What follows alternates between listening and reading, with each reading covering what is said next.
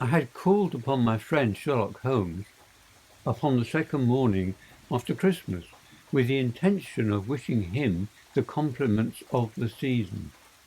He was lounging upon the sofa in a purple dressing-gown, a pipe-rack within his reach upon the right, and a pile of crumpled morning papers, evidently newly studied, near at hand. Beside the couch was a wooden chair, and on the angle of the back hung a very seedy and disreputable hard felt hat, much the worse for wear and cracked in several places.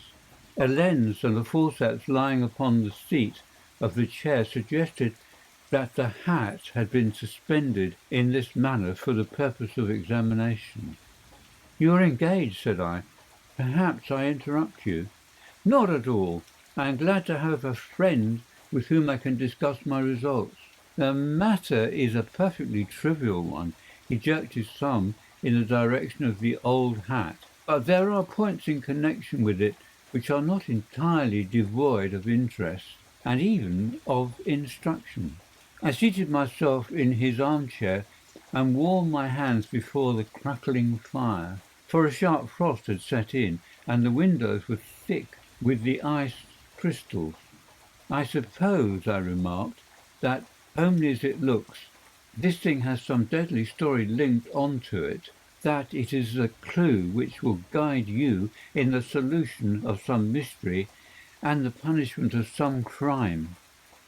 "No, no, no crime," said Sherlock Holmes, laughing. "Only one of those whimsical little incidents which will happen when you have 4,000,000 human beings all jostling each other within the space of a few square miles.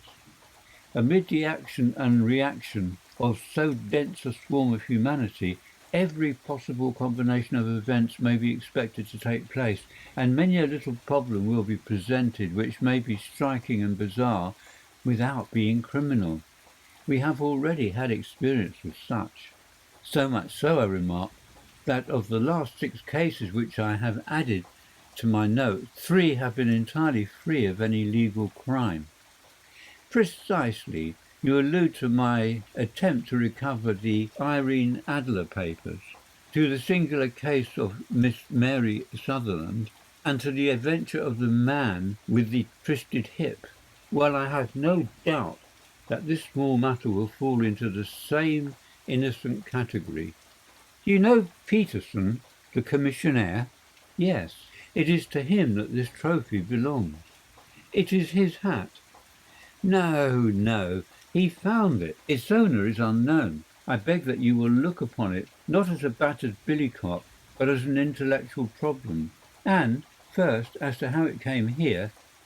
It arrived upon Christmas morning, in company with a good fat goose, which is, I have no doubt, roasting at this moment in front of Peterson's fire. The facts are these. About 4 o'clock on Christmas morning, Peterson, who, as you know, is a very honest fellow, was returning from some small jollification and was making his way homeward down Tottenham Court Road. In front of him he saw, in the gaslight, a tallish man walking with a slight stagger and carrying a white goose slung over his shoulder. As he reached the corner of Goodge Street, a row broke out between this stranger and a little knot of roughs. One of the latter knocked off the man's hat, on which he raised his stick to defend himself and, swinging it over his head, smashed the shop window behind him. Peterson had rushed forward to protect the stranger from his assailants, but the man, shocked at having broken the window, and seeing an official-looking person in uniform rushing towards him, dropped his goose, took to his heels and vanished amid the labyrinth of small streets which lie at the back of Tottenham Court Road. The roughs had also fled at the appearance of Peterson, so that he was left in possession of the field of battle, and also of the spoils of victory in the shape of this battered hat and a most unimpeachable Christmas goose, which surely he restored to their owner. My dear fellow, there lies the problem. It is true that for Mrs. Henry Baker was printed upon a small card which was tied to the bird's left leg, and it is also true that the initials HB are legible upon the lining of this hat. But as there are some thousands of bakers and some hundreds of Henry Bakers in this city of ours, it is not easy to restore lost property to any one of them. What then did Peterson do? He brought round both hat and goose to me on Christmas morning, knowing that even the smallest problems are of interest to me. The goose was retained until this morning, when there were signs that, in spite of the slight frost, it would be well that it should be eaten without unnecessary delay. Its finder has carried it off, therefore, to fulfil the ultimate destiny of a goose, while I continue to retain the hat of the unknown gentleman who lost his Christmas dinner. Did he not advertise? No. Then what clue could you have as to his identity? Only as much as we can deduce. From his hat? Precisely. But you are joking. What can you gather from this old battered felt? Here is my lens. You know my methods. What can you gather yourself as to the individuality of the man who has worn this article? I took the tattered object in my hands and turned it over rather ruefully. It was a very ordinary black hat, of the usual round shape, hard and much the worse for wear. The lining had been of red silk, but was a good deal discoloured. There was no maker's name, but, as Holmes had remarked, the initials HB were scrawled upon one side. It was pierced in the brim for a hat securer, but the elastic was missing. For the rest it was cracked, exceedingly dusty, and spotted in several places, although there seems to have been some attempt to hide the discoloured patches by smearing them with ink. I can see nothing, said I, handing it back to my friend. On the contrary, Watson, you can see everything. You fail, however, to reason from what you see. You are too timid in drawing your inferences. Then pray tell me what it is that you can infer from this hat. He picked it up and gazed at it in the peculiar introspective fashion which was characteristic of him. It is perhaps less suggestive than it might have been, he remarked, and yet there are a few inferences which are very distinct, and a few others which represent at least a strong balance of probability. That the man was highly intellectual is of course obvious upon the face of it, and also that he was fairly well-to-do within the last 3 years, although he has now fallen upon evil days. He had foresight, but has less now than formerly, pointing to a moral retrogression, which, when taken with the decline of his fortunes, seems to indicate some evil influence, probably drink, at work upon him. This may account also for the obvious fact that his wife has ceased to love him. My dear Holmes! He has, however, retained some degree of self-respect, he continued, disregarding my remonstrance. He is a man who leads a sedentary life, goes out little, is out of training entirely, is middle-aged, has grizzled hair, which he has had cut within the last few days, and which he anoints with lime cream. These are the more patent facts which are to be deduced from his hat. Also, by the way, that it is extremely improbable that he has gas laid on in his house. You are certainly joking, Holmes. Not in the least. Is it possible that even now, when I give you these results, you are unable to see how they are attained? I've no doubt that I am very stupid, but I must confess that I am unable to follow you. For example, how did you deduce that this man was intellectual? For answer, Holmes clapped the hat upon his head. It came right over his forehead and settled upon the bridge of his nose. It is a question of cubic capacity, said he. A man with so large a brain must have something in it. The decline of his fortunes, then. This hat is 3 years old. These flat brims curled at the edge came in then. It is a hat of the very best quality. Look at the band of ribbed silk and the excellent lining. If this man could afford to buy so expensive a hat 3 years ago, and has had no hat since, then he has assuredly gone down in the world. Well, that is clear enough, certainly. But how about the foresight and the moral retrogression? Sherlock Holmes laughed.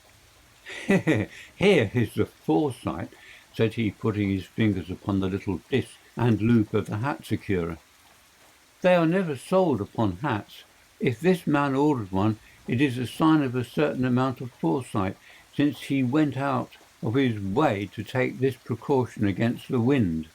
But since we see that he has broken the elastic and has not troubled to replace it, it is obvious that he has less foresight now than formerly, which is a distinct proof of a weakening nature. On the other hand, he has endeavoured to conceal some of these stains upon the felt by daubing them with ink, which is a sign that he has not entirely lost his self-respect. Your reasoning is certainly plausible. The further points that he is middle-aged, that his hair is grizzled, that it has been recently cut, and that he uses lime cream are all to be gathered from a close examination of the lower part of the lining. The lens discloses a large number of hair ends clean cut by the scissors of the barber. They all appear to be adhesive, and there is a distinct odour of lime cream. The dust, you will observe, is not the gritty, grey dust of the street, but the fluffy brown dust of the house, showing that it has been hung up indoors most of the time, while the marks of moisture upon the inside are proof positive that the wearer perspired very freely and could therefore hardly be in the best of training. But his wife, you said that she had ceased to love him. This hat has not been brushed for weeks. When I see you, my dear Watson, with a week's accumulation of dust upon your hat, and when your wife allows you to go out in such a state, I shall fear that you also have been unfortunate enough to lose your wife's affection. But he might be a bachelor. Nay, he was bringing home the goose as a peace offering to his wife. Remember the card upon the bird's leg. You have an answer to everything, but how on earth do you deduce that the gas is not laid on in his house?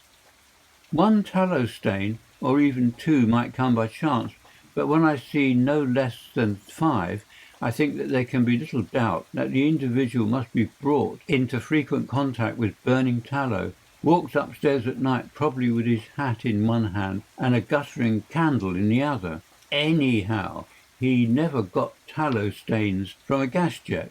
Are you satisfied? Well, it is very ingenious, said I, laughing.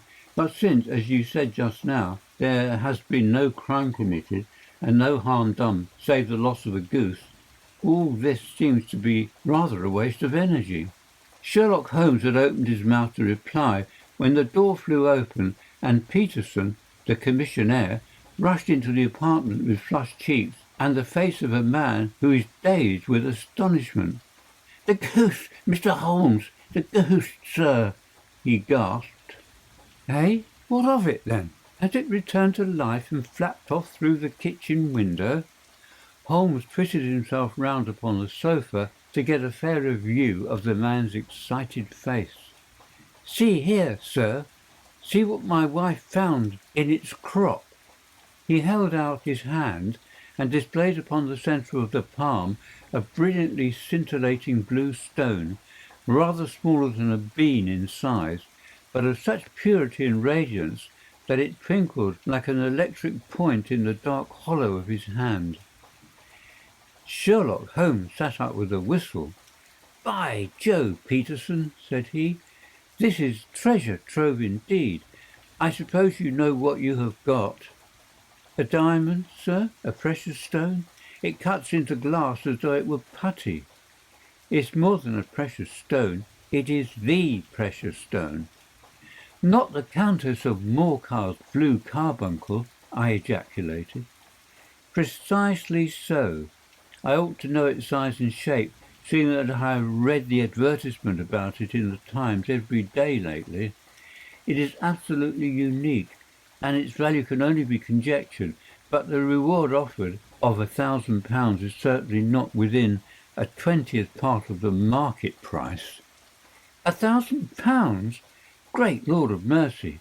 The commissionaire plumped down into a chair and stared from one to the other of us. That is the reward, and as I have reason to know that there are sentimental considerations in the background which would induce the Countess to part with half her fortune if she could but recover the gem. It was lost, if I remember aright, at the Hotel Cosmopolitan, I remarked. Precisely so, on December the 22nd, just 5 days ago. John Horner, a plumber, was accused of having abstracted it from the lady's jewel case. The evidence against him was so strong that the case has been referred to the assizes. I have some account of the matter here, I believe. He rummaged amid his newspapers, glancing over the dates until at last he smoothed one out, doubled it over, and read the following paragraph. Hotel Cosmopolitan jewel robbery. John Horner, 26, plumber, was brought up upon the charge of having, upon the 22nd instant, abstracted from the jewel case of the Countess of Morcar the valuable gem known as the Blue Carbuncle. James Ryder, upper attendant at the hotel, gave his evidence to the effect that he had shown Horner up to the dressing room of the Countess of Morcar upon the day of the robbery in order that he might solder the second bar of the grate, which was loose. He had remained with Horner some little time, but had finally been called away. On returning, he found that Horner had disappeared, that the bureau had been forced open, and that the small morocco case, in which, as it afterwards transpired, the Countess was accustomed to keep her jewel, was lying empty upon the dressing-table. Ryder instantly gave the alarm, and Horner was arrested the same evening, but the stone could not be found either upon his person or in his room. Catherine Cusack, maid to the Countess, deposed to having heard Ryder cry of dismay on discovering the robbery, and to having rushed into the room where she found matters as described by the last witness. Inspector Bradstreet, B Division, gave evidence as to the arrest of Horner, who struggled frantically and protested his innocence in the strongest terms. Evidence of a previous conviction for robbery having been given against a prisoner, the magistrate refused to deal summarily with the offence, but referred it to the assizes. Horner, who had shown signs of intense emotion during the proceedings, fainted away at the conclusion and was carried out of court. So much for the police court, said Holmes thoughtfully, tossing aside the paper. The question for us now to solve is the sequence of events leading from a rifled jewel case at one end of the crop of a goose in Tottenham Court Road at the other. You see, Watson, our little deductions have suddenly assumed a much more important and less innocent aspect. Here is the stone. The stone came from the goose, and the goose came from Mr. Henry Baker, the gentleman with the bad hat and all the other characteristics with which I have bored you. So now we must set ourselves very seriously to finding this gentleman and ascertaining what part he has played in this little mystery. To do this, we must try the simplest means first, and these lie, undoubtedly, in an advertisement in all the evening papers. If this fail, I shall have recourse to other methods. What will you say? Give me a pencil and that slip of paper. Now, then, found at the corner of Goodge Street a goose and a black felt hat. Mr. Henry Baker can have the same by applying at 6:30 this evening at 221B Baker Street. That is clear and concise. Very, but will he see it? Well, he is sure to keep an eye on the papers, since to a poor man the loss was a very heavy one. He was clearly so scared by his mischance in breaking the window, and by the approach of Peterson and the thought of nothing but flight, but since then he must have bitterly regretted the impulse which caused him to drop his bird. Then again, the introduction of his name will cause him to see it but everyone who knows him will direct his attention to it. Here you are, Peterson. Run down to the advertising agency and have this put in the evening papers. In which, sir? Oh, in the Globe, Star, Pall Mall, St. James's Gazette, Evening News, Standard, Echo, and any others that occur to you. Very well, sir. And this stone? Ah, yes, I shall keep the stone. Thank you. And I say, Peterson, just buy a goose on your way back and leave it here with me, for we must have one to give this gentleman in place of the one which your family is now devouring. When the commissionaire had gone, Holmes took up the stone and held it against the light. It's a bonny thing, said he. Just see how it glints and sparkles. Of course, it is a nucleus and focus of crime. Every good stone is. They are the devil's pet baits. In the larger and older jewels, every facet may stand for a bloody deed. This stone is not yet 20 years old. It was found in the banks of the Amoy River in southern China and is remarkable in having every characteristic of the carbuncle, save that it is blue in shade instead of ruby red.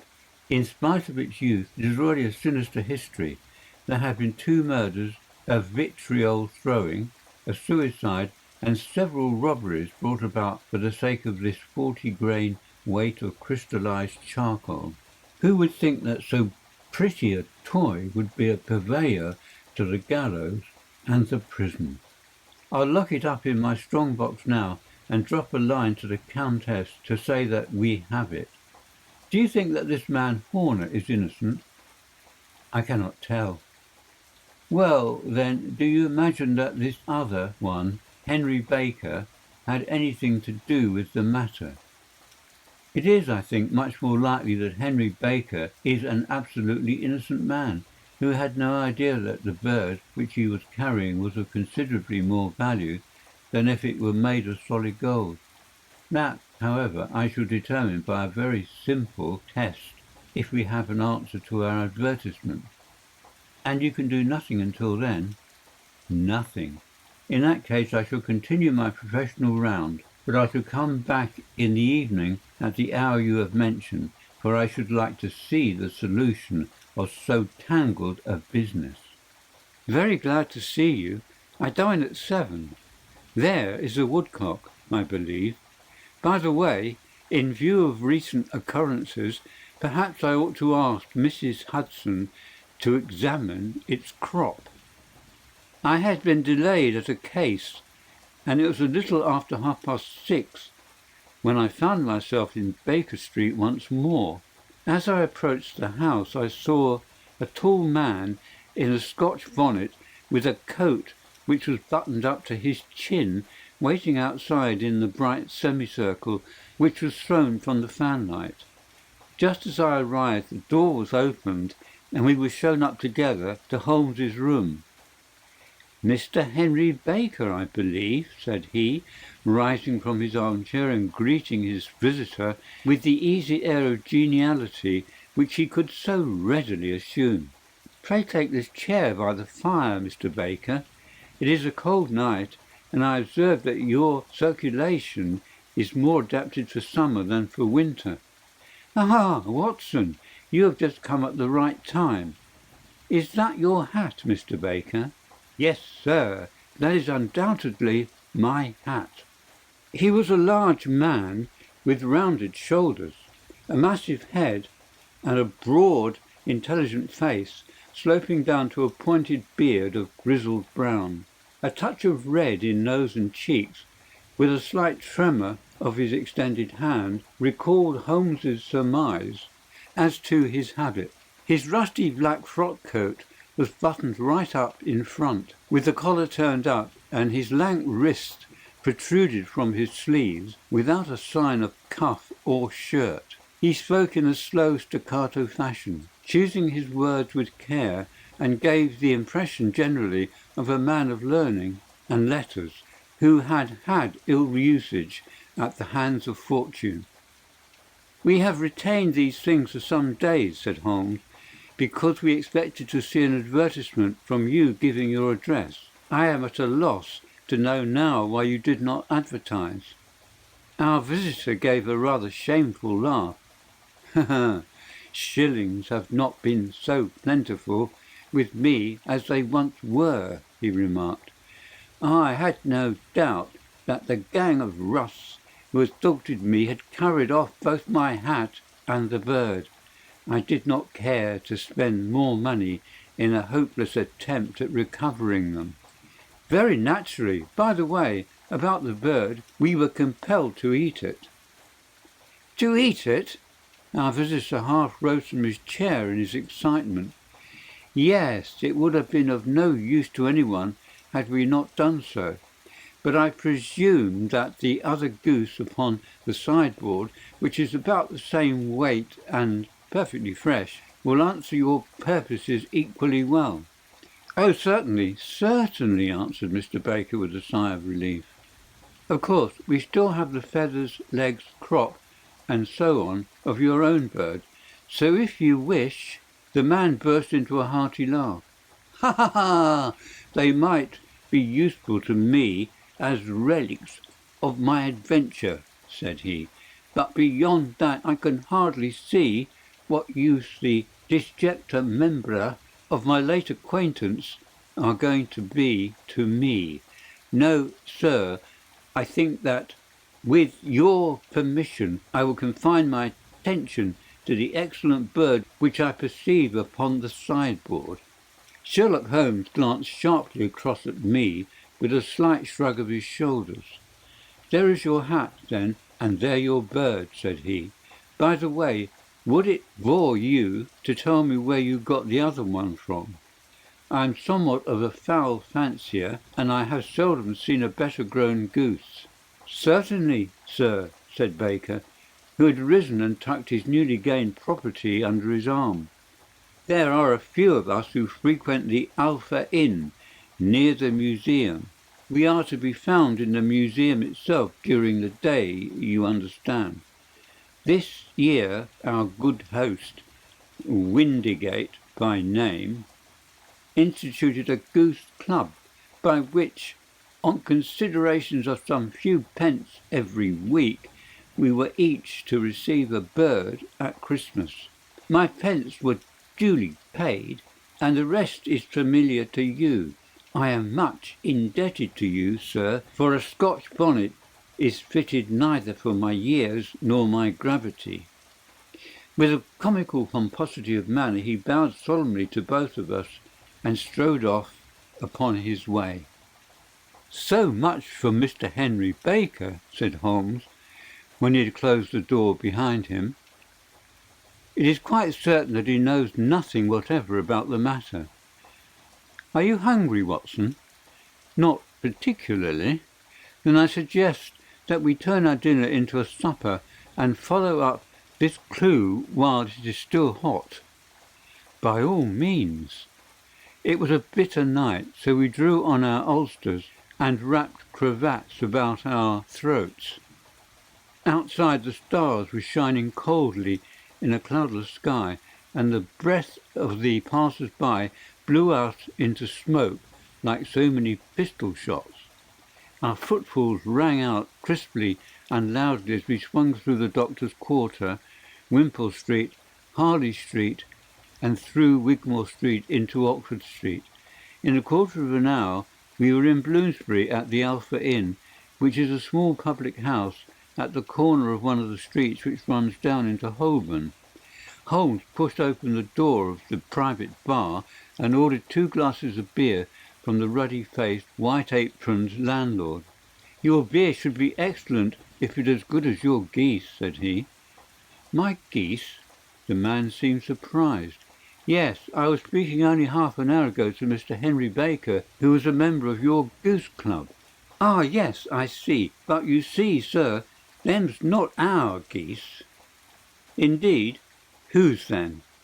"Well, I got the 2 dozen from a salesman in Covent Garden." "Indeed? I know some of them. Which was it?" "Breckinridge is his name." "Ah, I don't know him. Well, here's your good health, landlord, and prosperity to your house. Good night. Now for Mr. Breckinridge, he continued, buttoning up his coat as we came out into the frosty air. Remember, Watson, that though we have so homely a thing as a goose at one end of this chain, we have at the other a man who will certainly get 7 years penal servitude unless we can establish his innocence. It is possible that our inquiry may but confirm his guilt, but, in any case, we have a line of investigation which has been missed by the police, and which a singular chance has placed in our hands. Let us follow it out to the bitter end. Faces to the south, then, and quick march. We passed across Holborn, down Endell Street, and so through a zigzag of slums to Covent Garden Market. One of the largest stalls bore the name of Breckinridge upon it, and the proprietor, a horsey-looking man with a sharp face and trimmed side whiskers, was helping a boy to put up the shutters. "Good evening. It's a cold night," said Holmes. The salesman nodded and shot a questioning glance at my companion. "Sold out of geese, I see," continued Holmes, pointing at the bare slabs of marble. "Let you have 500 tomorrow morning." "That's no good." "Well, there are some on the stall with the gas flare." "Ah, but I was recommended to you." "Who by?" "The landlord at the Alpha." "Oh, yes, I sent him a couple of dozen. Fine birds they were, too. Now, where did you get them from?" To my surprise, the questions provoked a burst of anger from the salesman. "Now then, mister," said he, with his head cocked and his arms akimbo, "what are you driving at? Let's have it straight now." "It is straight enough. I should like to know who sold you the geese which you supplied to the Alpha." "Well then, I shan't tell you. So now." "Oh, it is a matter of no importance, but I don't know why you should be so warm over such a trifle." "Warm? You'd be as warm, maybe, if you were as pestered as I am. When I pay good money for a good article, there should be an end of the business. But it's, where are the geese, and who did you sell the geese to, and what will you take for the geese? One would think they were the only geese in the world to hear the fuss that is made over them." "Well, I have no connection with any other people who have been making inquiries," said Holmes carelessly. "If you won't tell us, the bet is off. That is all. But I am always ready to back my opinions on a matter of fowls, and I have a fiver on it that the bird I ate is country bred." "Well then, you've lost your fiver, for it's town bred," snapped the salesman. "It's nothing of the kind." "I say it is." "I don't believe it." "Do you think you know more about fowls than I, who have handled them ever since I was a nipper? I tell you, all those birds that went to the Alpha were town bred." "You'll never persuade me to believe that." "Will you bet, then?" "It's merely taking your money, for I know that I am right. But I'll have a sovereign on it with you, just to teach you not to be obstinate." The salesman chuckled grimly. "Bring me the books, Bill," said he. The small boy brought round a small thin volume and a great greasy-backed one, laying them out together beneath the hanging lamp. "Now then, Mr. Cocksure," said the salesman, "I thought that I was out of geese, but before I finish you'll find that there is still one left in my shop. You see the little book? Well, that's the list of the folk from whom I buy. Do you see? Well, then, here, on this page are the country folk, and the numbers after their names are where their accounts are in the big ledger. Now, then, you see this other page in red ink? Well, that is a list of my town suppliers. Now, look at that third name. Just read it out to me." "Mrs. Oakshott, 117 Brixton Road, 249, read Holmes. "Quite so. Now turn that up in the ledger." Holmes turned to the page indicated. "Here you are. Mrs. Oakshott, 117 Brixton Road, egg and poultry supplier. Now then, what's the last entry? December the 22nd, 24 geese at 7 and sixpence. Quite so. There you are. And underneath? Sold to Mr. Windigate of the Alpha at 12 shillings. What have you got to say now? Sherlock Holmes looked deeply chagrined. He drew a sovereign from his pocket and threw it upon the slab, turning away with the air of a man whose disgust is too deep for words. A few yards off he stopped under a lamp-post and laughed in the hearty, noiseless fashion which was peculiar to him. When you see a man with whiskers of that cut and a pink un protruding out of his pocket, you can always draw him by a bet, said he. I dare say that if I had put £100 down in front of him, the man would not have given me such complete information as was drawn from him by the idea that he was doing me on a wager. Well, Watson, we are, I fancy, nearing the end of our quest, and the only point which remains to be determined is whether we should go on to this Mrs. Oakshott tonight, or whether we should reserve it for tomorrow.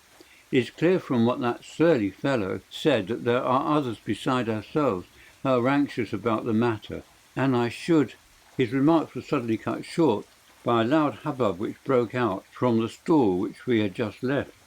Turning round, we saw a rat-faced fellow standing in the centre of the circle of yellow light which was thrown by the swinging lamp, while Breckinridge, the salesman, framed in the door of his stall, was shaking his fist fiercely at the cringing figure.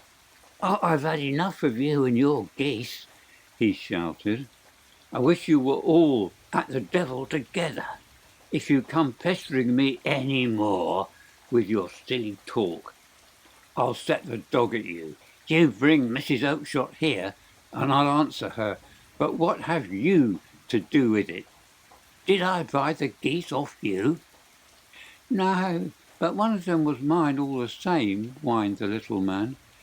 "Well then, ask Mrs. Oakshott for it." "She told me to ask you."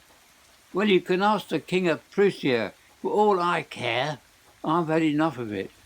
Get out of this." He rushed fiercely forward, and the inquirer flitted away into the darkness. "Ah, this may save us a visit to Brixton Road," whispered Holmes. "Come with me and we will see what is to be made of this fellow." Striding through the scattered knots of people who lounged around the flaring stalls, my companion speedily overtook the little man and touched him upon the shoulder. He sprang round, and I could see from the gaslight that every vestige of colour had been driven from his face. "Who are you, then? What do you want?" he asked in a quavering voice. "You will excuse me," said Holmes blandly, "but I could not help overhearing the questions which you put to the salesman just now. I think that I could be of assistance to you." "You? Who are you? How could you know anything of the matter?" "My name is Sherlock Holmes. It is my business to know what other people don't know." "But you can know nothing of this." "Excuse me, I know everything of it. You are endeavouring to trace some geese which were sold by Mrs. Oakshott of Brixton Road to a salesman named Breckinridge, by him in turn to Mr. Windigate of the Alpha, and by him to his club, of which Mr. Henry Baker is a member." "Oh, sir, you are the very man whom I've longed to meet," cried the little fellow, with outstretched hands and quivering fingers. "I can hardly explain to you how interested I am in this matter." Sherlock Holmes hailed a four-wheeler which was passing.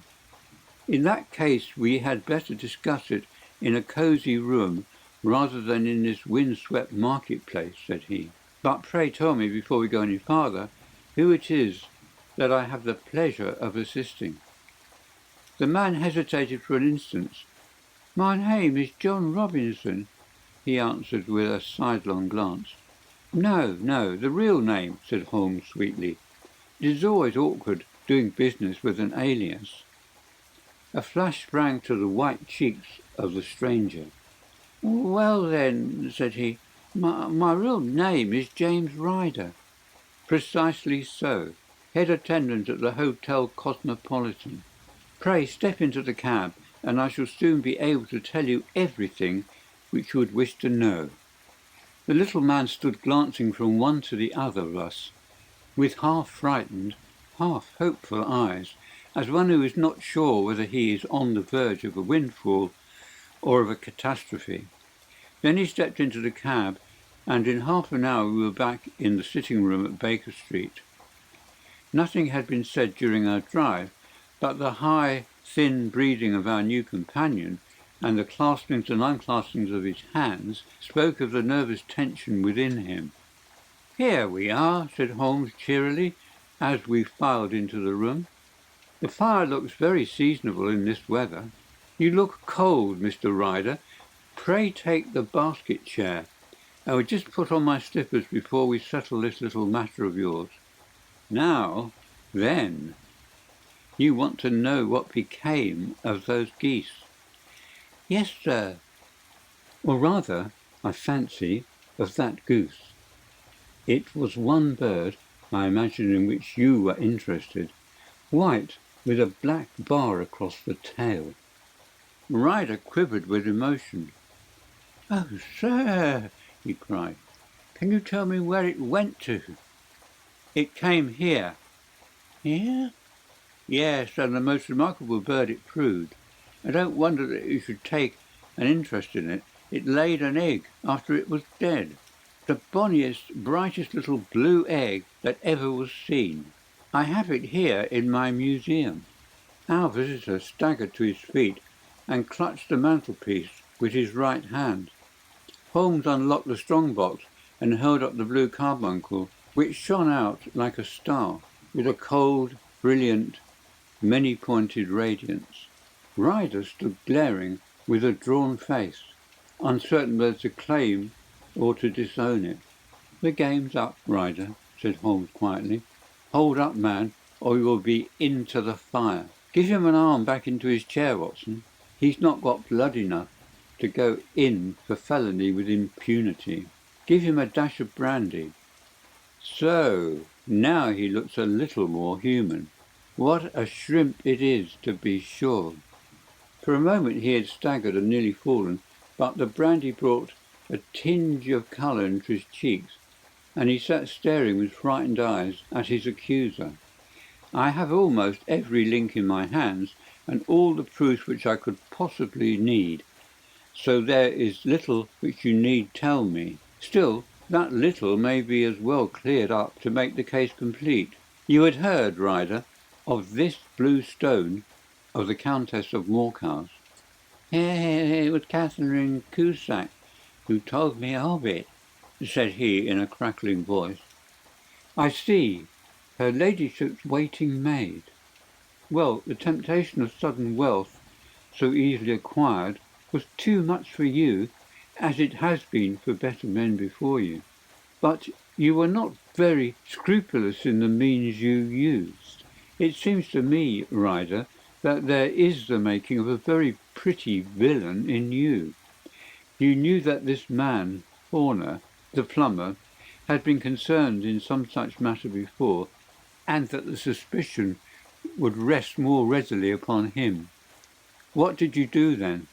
You made some small job in my lady's room, you and your confederate Cusack, and you managed that he should be the man sent for. Then, when he had left, you rifled the jewel case, raised the alarm, and had this unfortunate man arrested. You then—" Ryder threw himself down suddenly upon the rug and clutched at my companion's knees. "For God's sake, have mercy!" he shrieked. "Think of my father, of my mother. It would break their hearts. I never went wrong before. I never will again. I swear it. I'll swear it on a Bible. Oh, don't bring it into court. For Christ's sake, don't." "Get back into your chair," Holmes said sternly.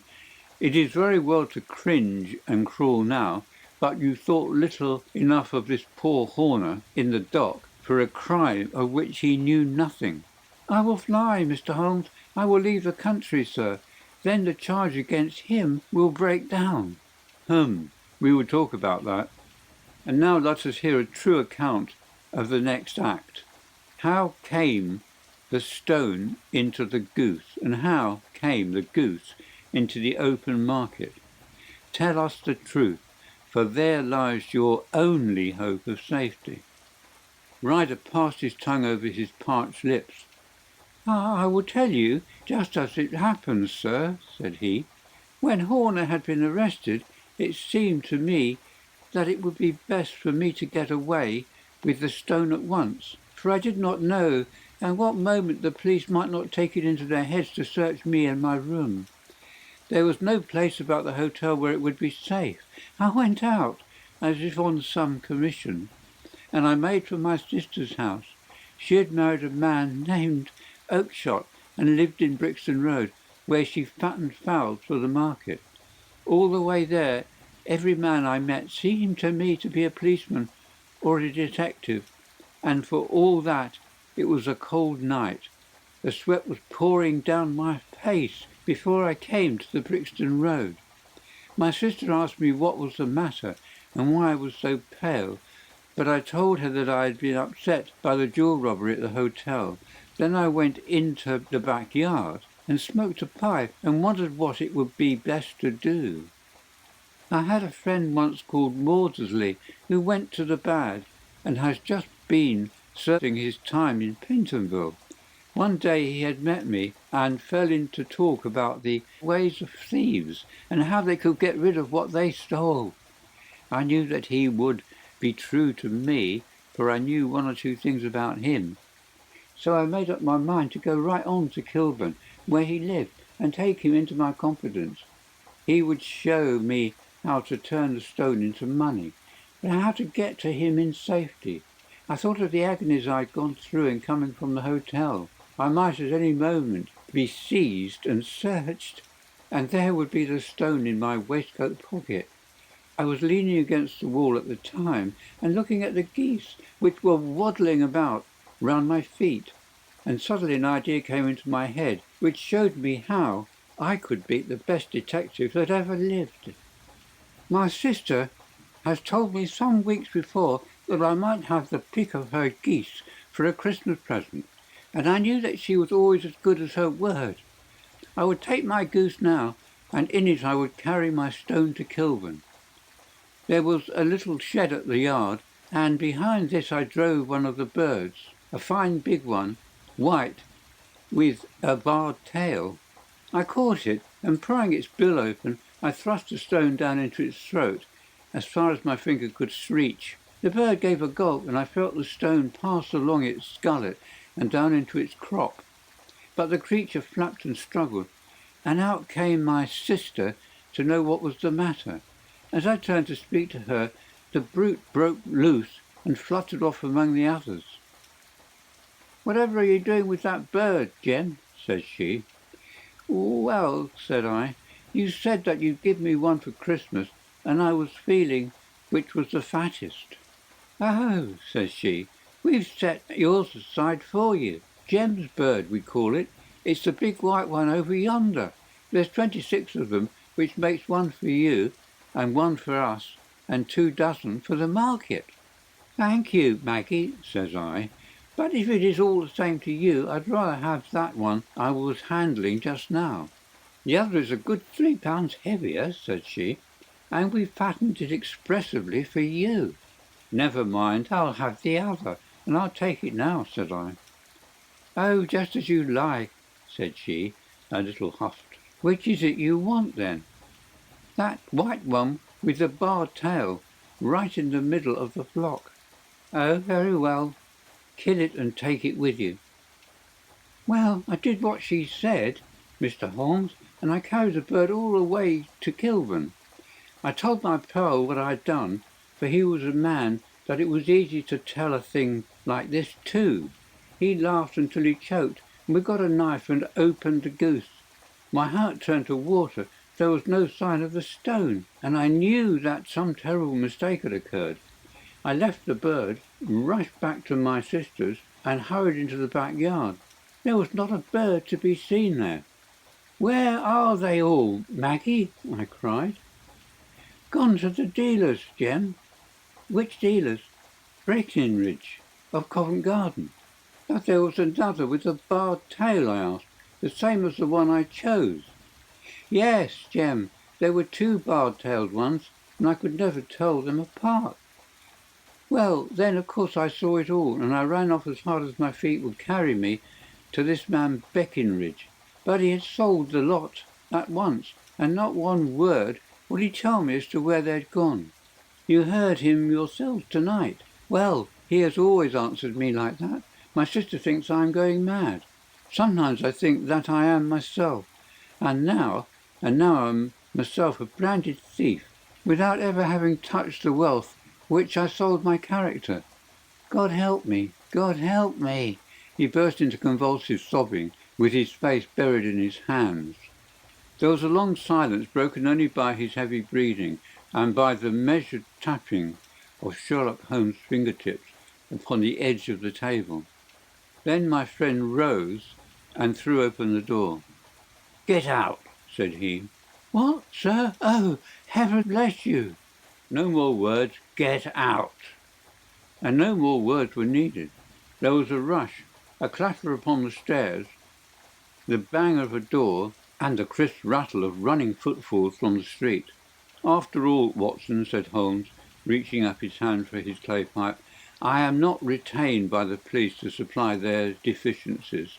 If Horner were in danger, it would be another thing, but this fellow will not appear against him, and the case must collapse. I suppose that I am commuting a felony, but it is just possible that I am saving a soul. This fellow will not go wrong again. He is too terribly frightened. Send him to jail now, and you make him a jailbird for life. Besides, it is the season of forgiveness. Chance has put in our way a most singular and whimsical problem, and its solution is its own reward. If you will have the goodness to touch the bell, Doctor, we will begin another investigation, in which also a bird will be the chief feature."